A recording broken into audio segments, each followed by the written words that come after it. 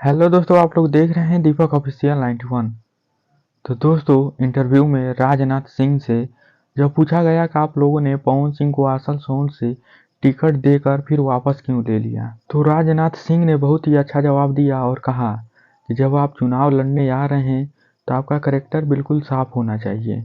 आप कोई ऐसा काम न करें कि जिससे आपको बदनाम होना पड़े। और पवन सिंह अपने गानों की वजह से बदनाम हो चुके थे और बंगाल को वह काफ़ी गाना गाए थे जिसके कारण उनकी छवि खराब हो गई थी और हम लोगों ने उनसे टिकट वापस नहीं लिया।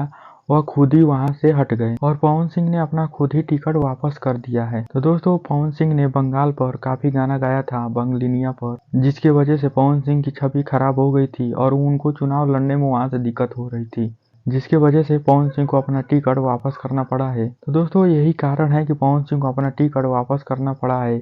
लेकिन अब सुनने में आ रहा है कि पवन सिंह आरा से चुनाव लड़ने वाले हैं। तो दोस्तों, यह तो कंफर्म है 90% कि आरा से चुनाव पवन सिंह लड़ेंगे। तो यह जानकारी आप लोगों को कैसे लगी तो कमेंट बॉक्स में ज़रूर बताएं। चैनल पर नए आए हैं तो चैनल को सब्सक्राइब कर दीजिए, वीडियो को लाइक करना ना भूलिए। मिलते हैं तब तक अगले वीडियो में।